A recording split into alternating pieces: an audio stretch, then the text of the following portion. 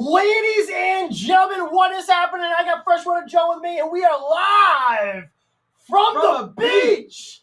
Not really, we're at Coventry, but we had to go with this cool beach background going from there.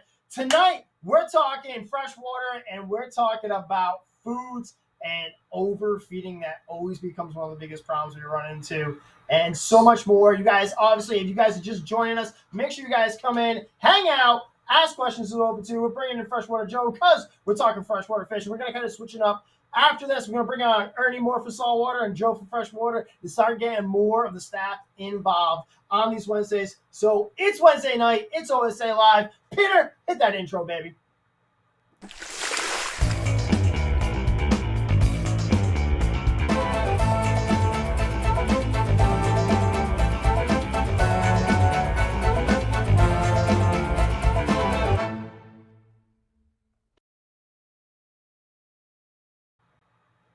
For all you guys that don't know, Joe is our manager of OSA Seekonk up in Seekonk, Mass. And we're talking freshwater. We're talking about different foods and one of the issues we come into overfeeding. Joe, what would you say some of the issues you see on overfeeding are? I see all the time, especially with beginner hobbyists, running into overfeeding, especially in the beginning cycle of the aquarium. So they come in, they get a few fish, and they just feed because they're so excited. They just want to make sure the fish have enough food. And they feed multiple times a day, way too much, and they just let the food sit there because they think the fish is going to come back and take a snack later. And that's just not the case. So tonight we're going to dive into a variety of different foods, how to properly feed them. I also did a video that Danny kindly edited earlier this week on a little demonstration of portioning out food and getting the specific amounts and the right amount for your fish. Make sure you're not overfeeding. That's going to lead to poor water quality and nutrient issues later down the road. So when we get into the different foods, especially if you're just starting your nitrate cycle, that you are getting into is you don't want to overfeed in the beginning, because now you're going to run into issues where you're trying to get down ammonia, you're trying to chase after these numbers you're just not getting into. You already started back right off the first time and you're not catching up. So let's get into your video. Peter, want to hit the video for us?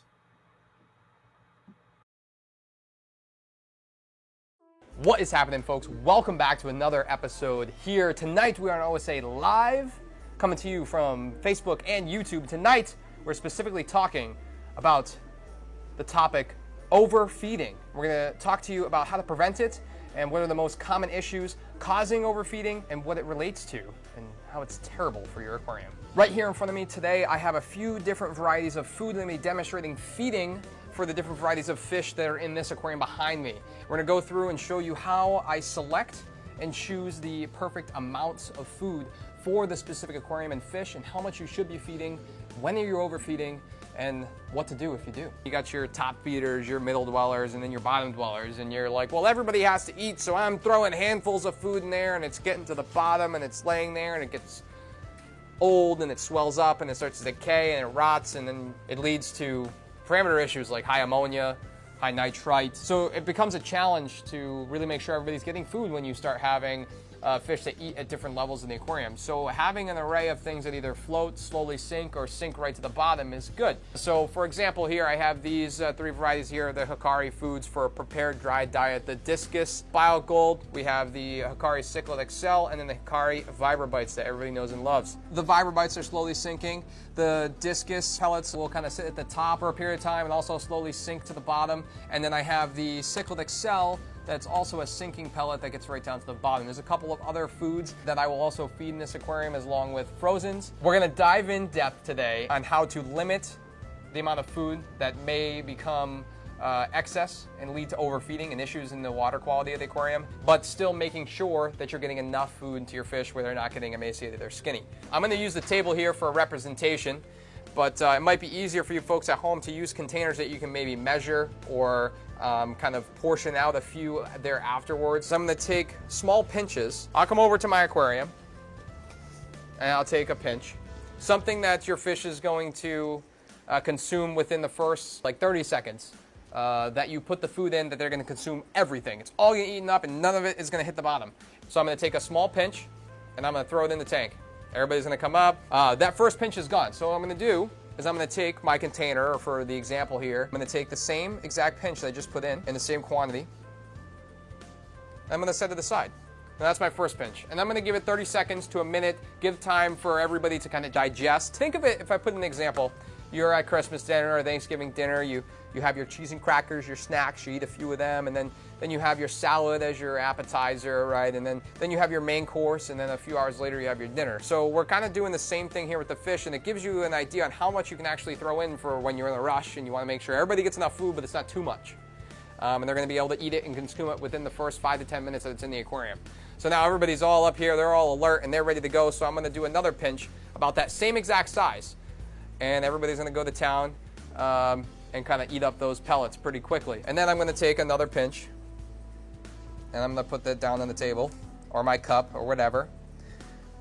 And you're gonna do that about 2 or 3 times. It's not an exact science, it's something that you kind of have to get used to, but start with little pinches, and you may start with like a few morsels, and it's like 5 or 6 pellets in the tank, and everybody eats that up real fast. You may have to do that 4 or 5 times to get to the amount that they're gonna eat. And basically what our end goal is to get to a point where the fish are actually full and they stop eating, and that's when you stop. Then take that one amount and that portion, you're gonna get the hang of it, or you can pre-portion them out, little cups, little baggies. A lot of people always ask, how many times do I feed? How much do I feed? This is a process that you'll be able to do for a once-a-day feeding. You're gonna feed that amount after you figure out how much it is your fish are gonna consume once they become full and they stop eating. You're gonna do that amount once a day.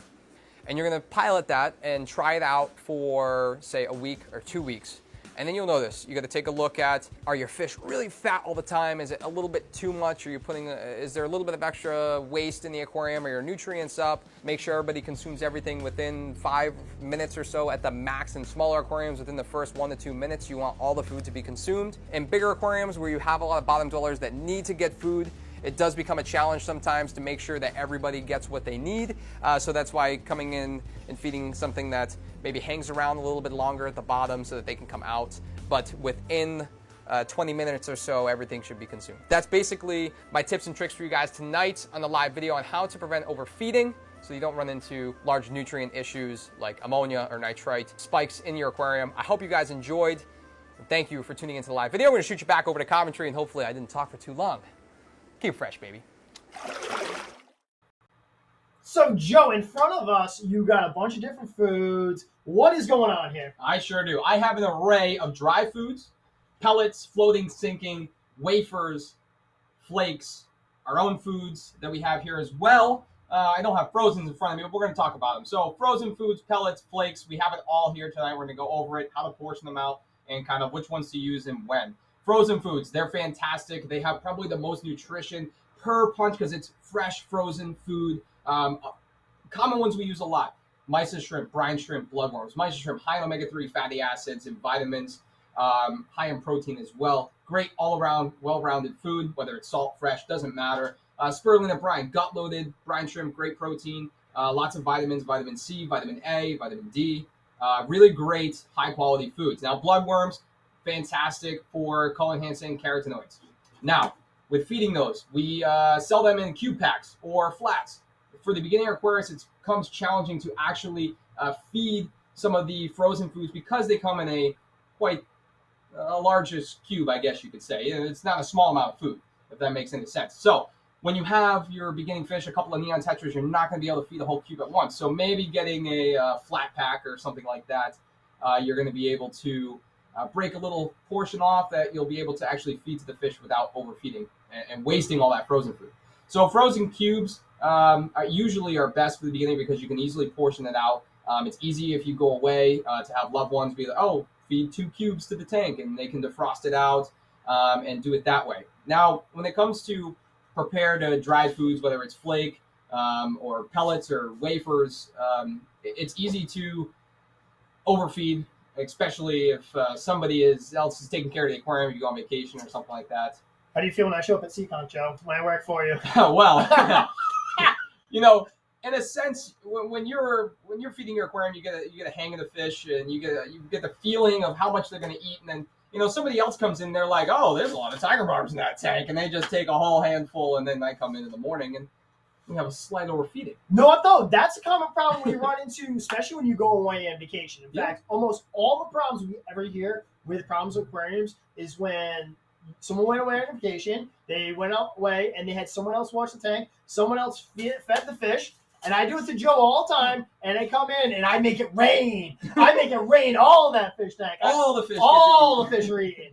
But then that's when you run into the issues. One of the issue problem solvers that we try to get into for us is, and we do this for service, right? Because this is the only way we can really truly control for service on dry foods, or we can get on frozen foods. But this is the way we set up dry foods. If you're ever going away on a vacation and you have someone watching the tank, this is the easiest way. Pre-set up the foods. So, hobbyists, advanced people, you already know how much your fish are feeding. You have it portioned out in your head and your brain. Make it easier for your loved ones. Grab a set of the pill feeders, and then every day you're on away, however long, 2 weeks, a week, whatever it is, and you portion out that amount in dry food. It's very simple, very easy. They don't have much thought into it. They pop it open, boom, goes in the tank. It's enough that everybody's going to eat. You mix it up. You do different things like little sinking wafers if you're doing community. Or if you got a lot of herbivores in the aquarium, different species of plecos, things like that. You want to keep up with the diversity too. You don't want to be feeding the exact same thing. Now, don't get me wrong. There's foods that we pick and choose always over others if you have one. But it's about diversity because you have different fish. They have different requirements and things that they need. Diet requirements is huge with any variety of freshwater fish or saltwater fish. If you're feeding one thing, and that's what the dry foods are great for because they have a abundance of ingredients and large portions of different varieties of food already incorporated into it. But the other issue is at that point, if I only feed bites to my fish, they're only ever going to want to eat bites. You got to mix it up, and you got to give frozens. You got to do maybe flakes or different. Just mix it up. Even sinking wafers. A lot of fish. Something like as simple as this, the little people overlook them all the time. The little tropical sinking wafers, but like rams, little dwarf cichlids, stuff that hang on the bottom, cory cats. It gives a little small amount of food in a larger aquarium. Time to hit the bottom and kind of slowly release. And everybody's able to kind of eat and graze and pick on that. So things that may get consumed really, really fast at the surface of the water by tetras or rasboras or something like that, those bites, they're going to get consumed all up real easy. And then your cories in the bottom are going to be scrounging around for little bits afterwards. So mixing up, getting different, like Scott loves to say, diversity in your food that you feed to your fishy friends is fantastic. So we're going to jump into frozen because we got Jay McFell. Oh, Jack! Jack! Oh, what's up, brother? What's the best frozen and or flake for guppies? I think he already knows the answer to this question, but he's testing me. So you can feed a prepared pelleted food. I like the Hikari guppy because it has a high protein, and what Jack knows, breeding guppies, they need that high amount of protein. Baby brine, rotifers, cyclops you can even do. Even live baby brine is fantastic. As far as adults, when if you really want to get good color, lots of bloodworms or freeze-dried krill if you can pulverize it enough. Brine shrimp is really great. They'll even take to mysis. So really any of those three are my favorite. Mysis, freshwater mysis to be exact, spirulina brine shrimp, and bloodworms. Those three are the trifecta of frozen foods that I will mix in and feed with other dried and prepared foods. Now, when we're choosing fish foods, we were just talking about this. Would you always choose frozen hands down for dry foods, or do you like some dry foods better than frozen foods? It depends on the fish. It's definitely a challenge with smaller stuff like nanofish. A good quality, high quality flake that has a lot of diversity in its ingredients is really great for any type of smaller rasboras, little danios, and things like that. That can be really beneficial, and it may be tough to feed some type of frozen foods.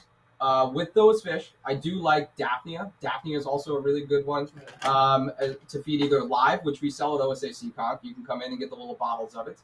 We don't have any examples of that here, but feeding it frozen is just as great. And guppies, little nanofish, things like that would munch on Daphnia, and it's really great. Stephen Blakely just hit us up too. So any frozen foods I can use in fresh and in the reef. Mm-hmm. And that's actually, yes, there's actually quite a few you can use. Absolutely. Spirulina and brine and mysis are probably one of our top ones. If you ever look at almost any ingredient list on any flake or any pellet, some of the ingredients as far as fish, if they have whole fish content, it's like salmon, halibut, sometimes trout is even in them.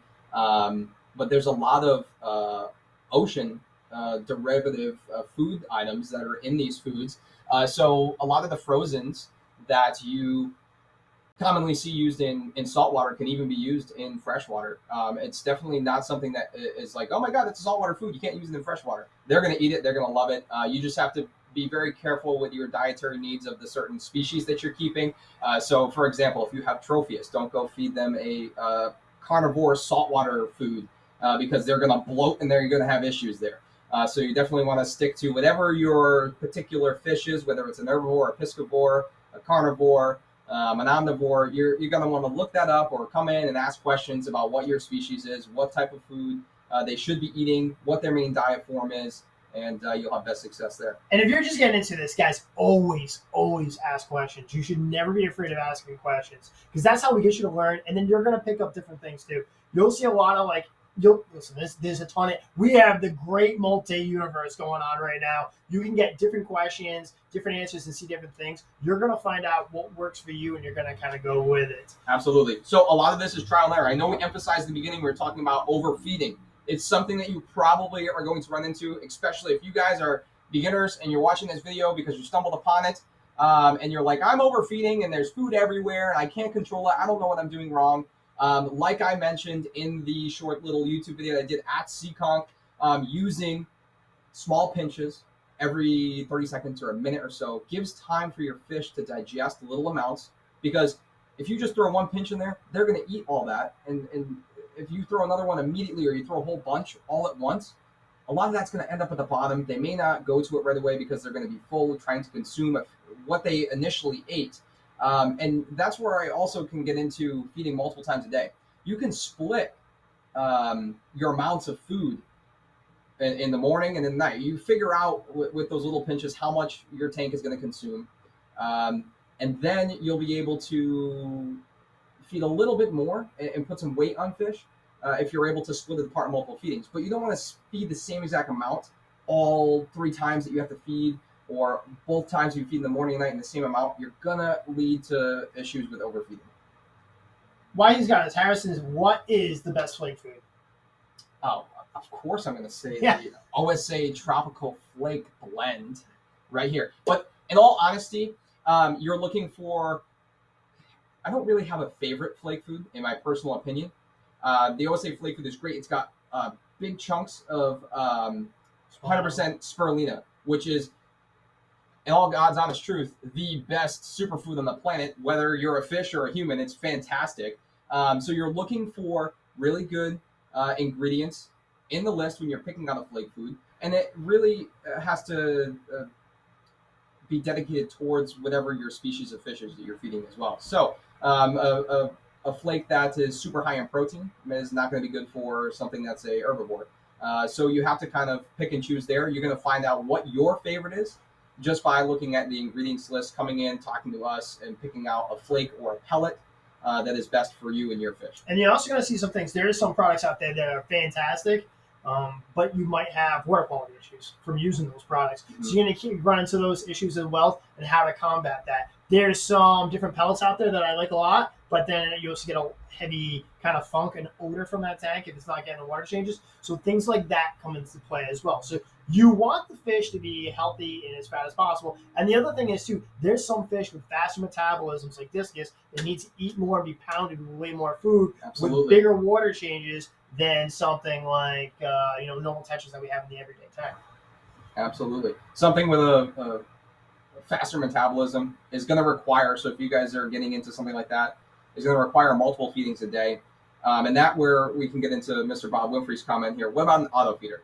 Auto feeders, in my opinion, if you have the time, feed your fish manually, because you're able to be in tune with your aquarium. I always like to recommend where the fish and us looking at the aquarium and seeing how the fish are interacting is the best form of understanding how the environment is. We're creating our own little ecosystem in That's there, awesome. and everything we put in there doesn't leave until we take it out. So you guys have to understand that and be able to kind of watch and pay attention to how your fish are interacting with you.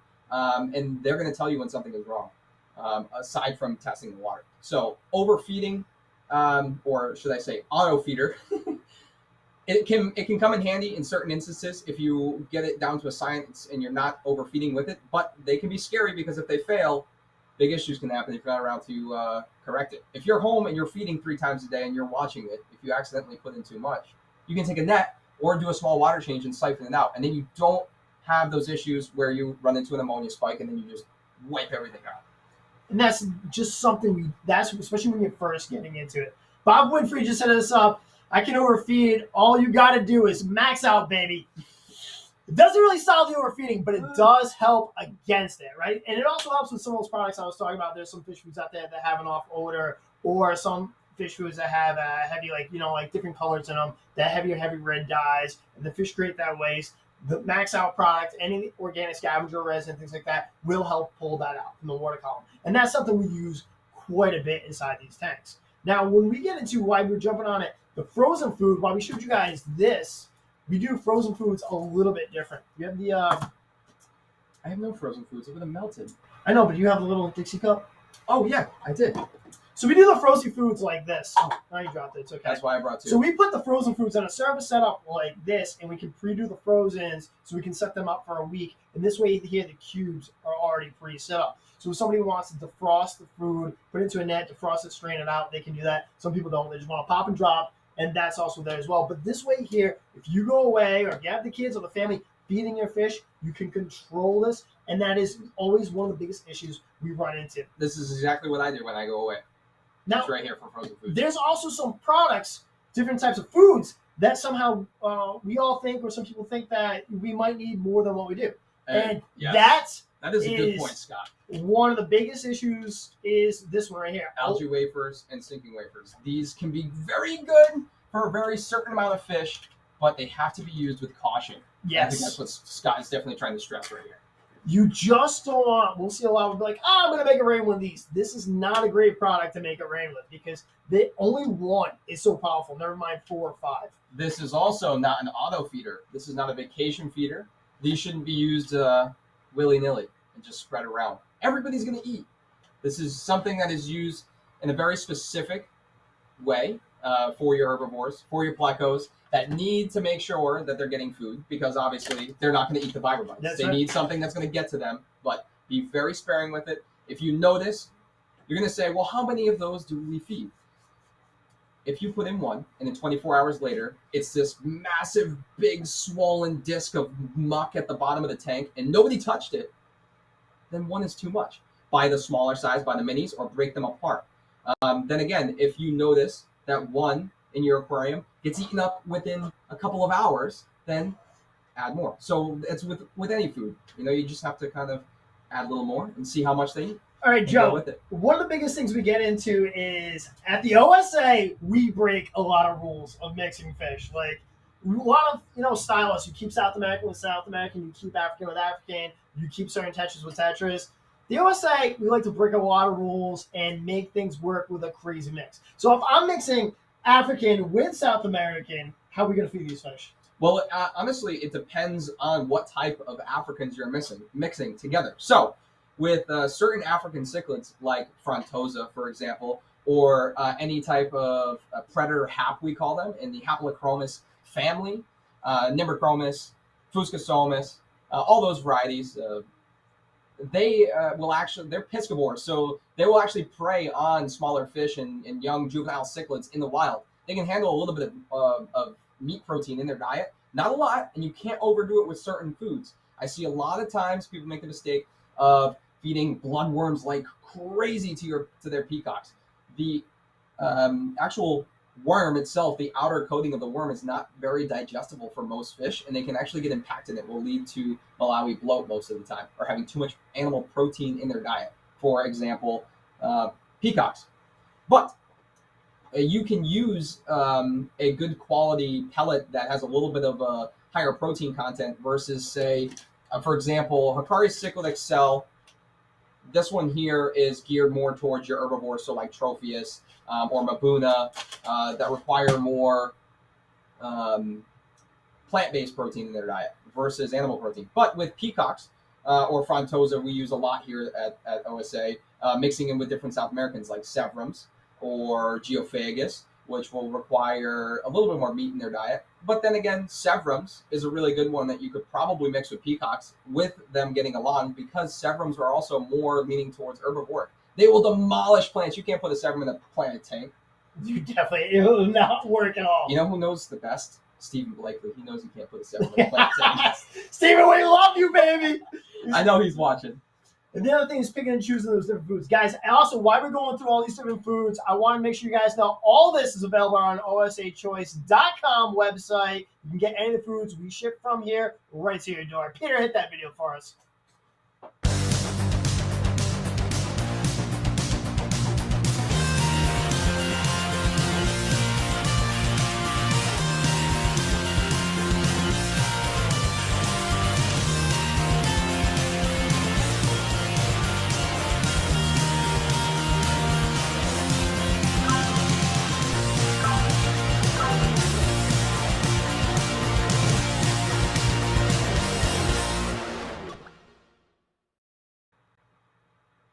Alrighty, so now we're gonna bring up Ernie. He's unfortunately not with us tonight. Kind of sad about it. Oh, right. I wish he was here. We could have squeezed him in. We could have squeezed him in. It'd been a big group. Anyway, he is asking, does freshwater Vitachem work as well as the saltwater version? Ernie, I think that's a very loaded question. And the short answer to that is yes. Any type of vitamin, supplement, or enhancer, if you would, is going to greatly increase most of your fish's diet and enhance either their prepared foods or their frozen foods, because if you're not giving them this big old concoction of everything and you don't have everything that they need, doing a vitamin supplement like Vitachem is definitely going to improve color. It's going to improve growth patterns. It's going to improve something else that's going to look amazing with your fish. They're not going to be stunted. It's definitely going to work. I don't know what he's really relating to as far as does it work as well as saltwater, but I would say yes. Yeah. I'm pretty sure it's just a different label. Can I put in a dissolving weekend feeder? Oh, remember those? Bob knows what he's doing. Yes, he definitely does. So this is actually a question that I get asked all the time. Literally, probably at least once a week. I get asked this question. Oh, do you guys have any of those vacation feeders? I'm going away. But before we get on to this, I'm going to tell you guys right now. Anybody is going to ask that question because honestly, Absolutely. you don't know. Like advanced hobbyists are going to like joke around about it, but somebody getting into it really doesn't know because that's what they're showed at an intro store. Correct. And they get into it, and this is what they're told. So, like, how are they supposed to know? They had no chance from the get-go. They don't. I'm being very harsh and blunt with that statement there. But you are totally correct. The beginning hobbyist is not going to know. They're going to be like, oh, this vacation feeder, this is going to be fantastic. I don't have to have grandma come over and feed the fish. But with those, they're really just going to sit there and swirl the water. I find myself that once upon a go when Joe was a little younger, the fish don't eat them. They don't like them. They don't like what's made up of them. They just, in my opinion, they don't work. It's easier to portion it out or use an auto feeder where they're actually getting their main diet, because most of the time that little vacation feeder that is encased, the food that is encased in that little block is different than what your fish are eating. And most people will notice if you take a Viber Bites and then you start and switch over to a different brand of sinking pellet or something like other, or if you're on a regular pellet and you switch to Viber Bites, when they feel that stick for the first time, they spit it out and they don't eat it. And they're like, oh, we'll get our food at some point, and then they don't eat. And then that vacation feeder just sits there for the last 3 days and just rots in the tank. And then you come home and you check the tank. It looks a little cloudy, and you got an ammonia spike, just like that. It's just, and then now you're just running into issues. And a lot of times that's also in a beginner tank. The worst of that issue is when someone buys a kit tank. They get Absolutely. a kit tank. The filtration system can't even handle it the first time, and then they wipe out their whole tank. They had no chance whatsoever, and it's so painful to like run into that. But it's an everyday problem. It's a constant problem we run into. Now we got into like the Africans. What about? All right, We're like all over the place. I know. I'm jumping around because I love this stuff. I want to do, if I had a tank at my house, okay? What would you do, Scott? Listen, you guys, if I had a choice, I'd have a 220 reef ready with some. But what I would have in my tank is peacock bass, Oscars, arowana. I want big, I want predatory, I want South It American. almost sounds like we have a system that is going up at the Seaconch store that's for those type of fish. I mean, we do. Well, that's besides that point. That's besides, because that's just what I like. How would I feed that tank? Because now you're talking about animals that need so much more, higher proteins. How many? Absolutely. So that actually becomes a challenge for some people. You're really not going to be doing a lot of pelleted diet. If you are, you're using some type of big floating wafer or big carnivore pellet or something like that. Hikari has a few foods like that. So Massivore is my personal favorite, Yeah. and a lot of the big cichlid pellets. So bigger cichlid pellets for like your bigger Geos or Oscars or something like that. You then are going to get into a lot of frozen foods again, but different types of frozen food, larger frozen foods. Mm-hmm. So we have one that here we call the Monster Mix, or I guess that's what it is called. And that has a whole array of clam bellies, clam necks, cut up squid, cuttlefish, silver sides. There's like a whole big mix of all these larger, meatier proteins that you're going to get into feeding your datnoids, your arowanas, your peacock bass. Those are carnivores. Those are the heavy carnivore fish, and they want big meat protein. You can even get into feeding sliced up fillets of different varieties of fish. Yes. And you can get crazy with it. While we're on this too, like I'm going to get into this. The one thing you will notice you will never see at an OSN is feeder fish. I mean, that's kind of where I was going with that. Yes, because I am like anti feeder fish. Me It too. does not work. I'll let Joe jump into all the reasons why. But just in a quick example, if you ever see an Oscar on feeder fish with hole in the head, I feel bad for that fish. I'm going to say right now, Oscars are freaking awesome. Oscars are awesome fish. They're like little puppy dogs. They got great personalities. That is such an underrated fish, especially with all the color morphs, how much they hold color. And then by feeding them the right foods, the proper foods, the colors are immaculate. If you've ever seen a monster just Oscars tank with all the different color varieties, you'd be like, this is one of the coolest tanks I ever fit. Reason why I don't like to get into any sort of those feeder fish and all those other issues is they are an empty shell. Most of the time when you're first purchasing those feeder fish, they're kept in pretty poor conditions, unfortunately, and they're not what we call gut loaded, so they do not have a high nutrient content. And that is going to lead to issues like what Scott said, hole in the head, and other diseases, malnutrition. They're going to get bent spines, curved spines. All those parasites they're coming in with, remember, those things are just loaded. And that is another point, too, is they are a big vector of disease because they are not extremely healthy themselves. They are very prone to disease. They could have internal parasites. You don't know because that fish is probably emaciated anyway when you're purchasing it because it hasn't been fed a proper diet.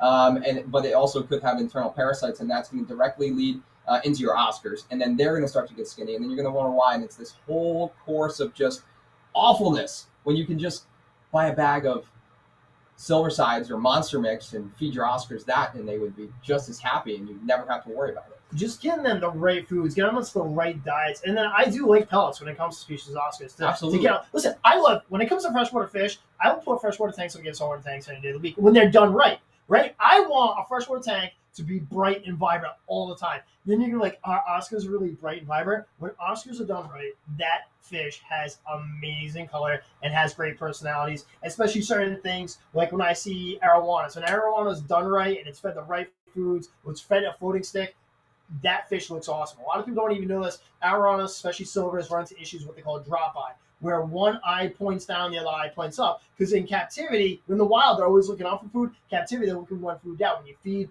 floating sticks, things where they can play with that, they don't run into that drop eye as much. You don't even hear things about like ping pong balls at the top of the water. When you feed the right foods, the right diets, any tank is immaculate. Absolutely. I totally agree with you. Anything else you want to get into? We got some questions here. Just so you guys, on all the questions, we appreciate you guys so much hitting us up tonight. It has been absolutely fantastic. Now, since we were talking about the algae wafers, let's get into what species we're going to run with algae wafers. Because we see a lot of algae wafers and sinking pellets, stuff like that, used for fish species that aren't really going to use that. What are we going to have? Am I going to be able to have a mix of Plecostomus species? What am I using this for? Yeah, so a lot of different Plecostomus varieties will eat on this. It's not geared towards every variety, and you have to keep in mind a lot of the Lorcardae family or the L series, like the really epic ones we have from Belém at the Seekonk store. I had to pronounce it correctly for Molly. You're gonna beat me up over it. Okay. Anyway, those varieties will actually require some more meat protein in their diet. They won't eat primarily just algae. One of the only families that will really graze entirely on vegetation or algae specifically is the Ancestris or the bushy-nose pleco. Albinos, lemon blue eyes, the regulars, the bicolors, any of those Ancestris varieties, longfin, it doesn't matter. Those are my go-to pleco that is definitely going to require this in their diet. If you have one of those and it's not in a fully planted tank and it's in a tank that stays really clean, and then you don't have a lot of algae issues in the aquarium, it's going to need supplementation in its diet. So that's something that you're going to be using for this. Other fish are all going to pick at this. It's not going to be bad for them. If a carnivore eats a little bit of plant protein, it's not going to be the end of the world. They're not going to have really any immediate dietary issues like bloat or any issues like that, because all that protein stems from that anyway. It just comes up the food chain. But if you have herbivore fish eating carnivore the other way, issues. But with the algae wafers, like I said, this is redundant now, but not all of your fish are going to pick at them. They may not all eat them. And I know of some people that have common plecos or hyphen gibiceps, and they're like, oh, I have an algae fish and I got to get algae wafers. And then they come back in a week later and they're like, they're not eating them. And that is because maybe that fish is finding some other food that you're feeding, maybe frozens or maybe pellets, and they're eating something that's more nutritious, and they just, a lot of times they don't need them. It's a very specific fish that's going to really target them. And if you're finding your fish aren't, change it up and use a different pellet that may be higher in protein. If you have those cooler plecos, those L series, those Lorcardae, and just kind of mix it up. And then you guys, you just want to ask those questions. Whenever you go to any store, just say, hey, this is what I have. Absolutely. Feel free to ask those questions. Don't ever feel like you can't ask those questions. That's what it is. We want to make sure you guys get the best diet as possible. Before we get into one of the last ones of the night, Jake, my mono shrimp love algae wafers and sinking wafers. Absolutely. We love it, especially any the shrimps. That's a good point. So any invertebrate is totally going to love any type of algae wafer because that's what they do. The biggest thing there, though, is making sure that those invertebrates have enough calcium in that diet. So you cannot solely feed your Amano shrimp or Neocaridina shrimp this here because it definitely does not have enough calcium content and they're going to have issues molting. So using some type of shrimp diet that is solely based on mineral content that is important for their exoskeleton growth is important. They are definitely going to love that because they do eat algae, but they definitely need a little bit more specific feeding most of the time, unless you have a really good planted aquarium like I know Jack does with tons of algae and different types of rock and supplementation that is going to leach calcium into the water. You have crushed corals, any rock that's going to buffer the pH that is putting calcium carbonate into the water. Just by having it dissolved in the water, the shrimp will actually be able to absorb that as well. Before we get on the last one of the night, Peter, do me a favor. Hit that video of all the stores. If you guys have any questions, make sure you can visit us at any one of our 3 locations here at Coventry, Causey Joe at Seekonk, Mass, and don't forget to check out Allie at our Wakefield, Rhode Island store. Peter, hit that video for us. Definitely want to see Allie.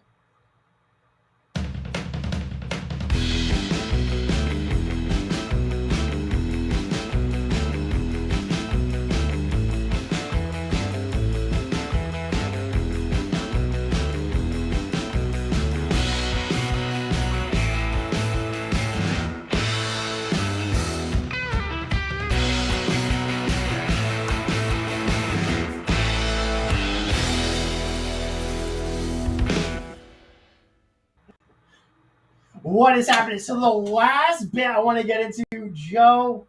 So we're doing all these different types of fish. We're doing that. We're doing this now. Something with a fast metabolism that can be one of the tougher fish, but is definitely one of the coolest fish. Absolutely. Let's talk discus. I think discus are my second favorite fish. I'm not gonna say what my first favorite fish is. It's pointless. But anyway, so discus, super fast metabolism. Those things can eat, and they should not be fed only once a day. So now, in the video you guys saw earlier, if you've been hanging around or if you're watching now, I had mentioned when you portion out your food for like general community, typically once a day is enough.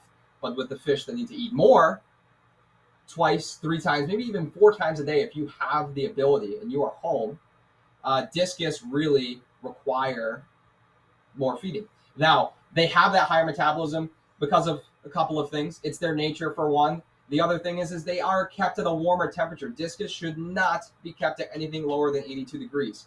Preferably 85, 86 degrees, especially when you're first getting them into your aquarium and getting them established. They need that hot water or they're not going to do well. They like it hot. Let me tell you, Scott knows. I do know. Lots of electricity. That electric bill. Lots of heaters at Seacon. My electric bill just looks like. That thing never stops. It's like. Whoa. Anyway, so the discus like it hot. They need consistent food. They have to be pounded with lots of frozen foods, high quality foods, high in protein. They need that in their diet. You cannot feed discus. I'm gonna stir some pots right now.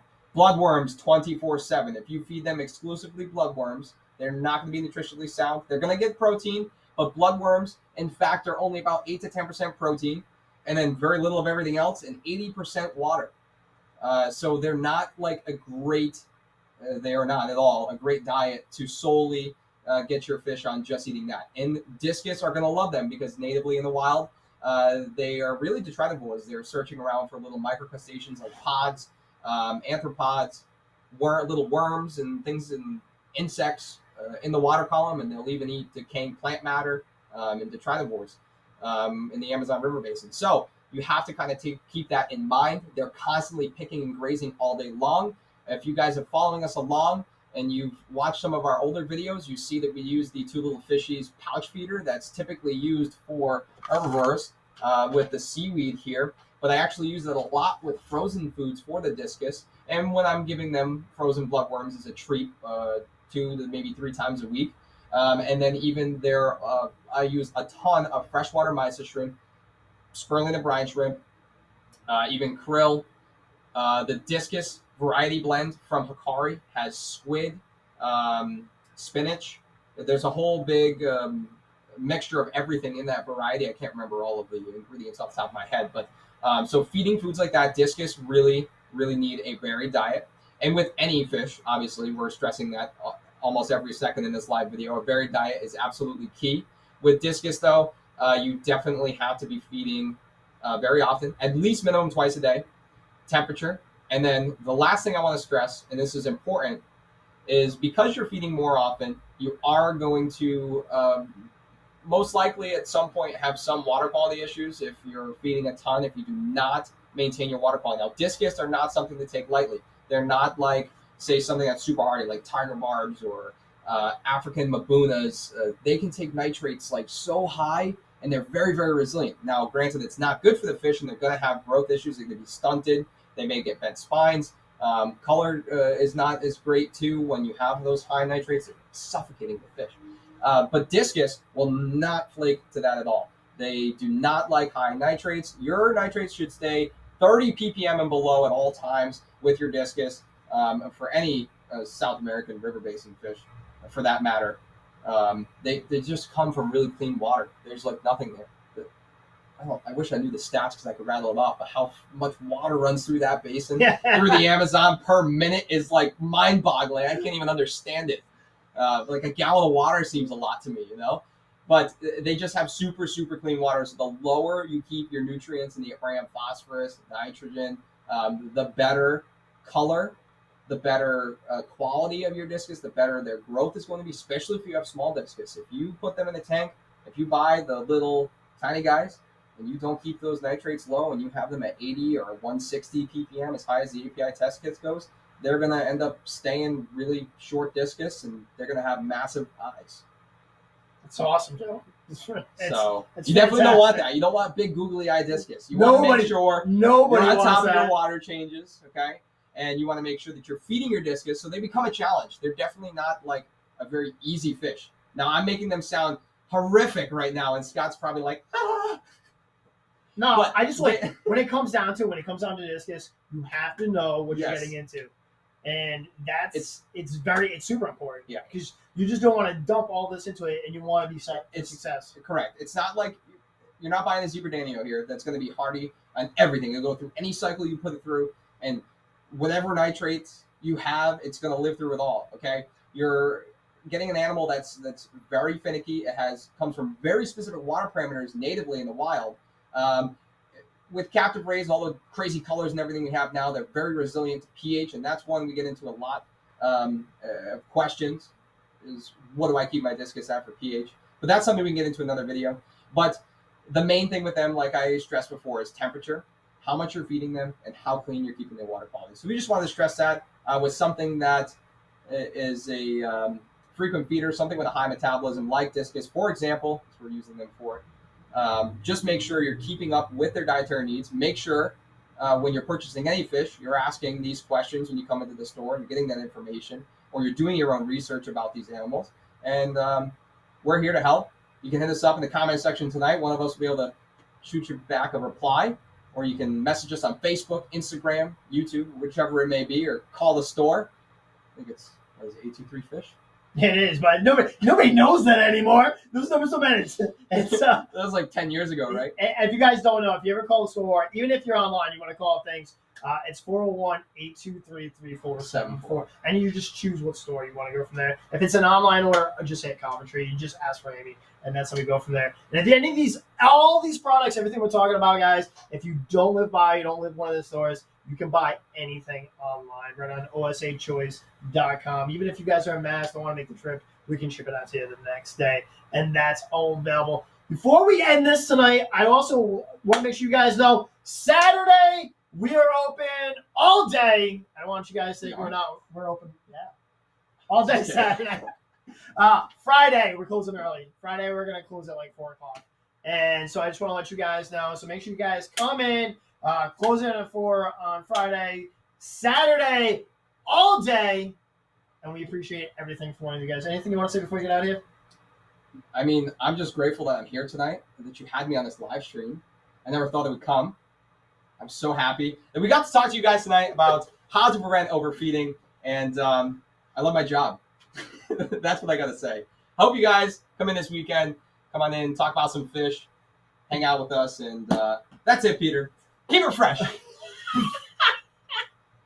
If Peter's still there, Peter. Also, guys, Peter's saltwater's next week. I got Ernie in next week. Now we can get in there. Ready, Joe? Keep it fresh. Keep it fresh, baby.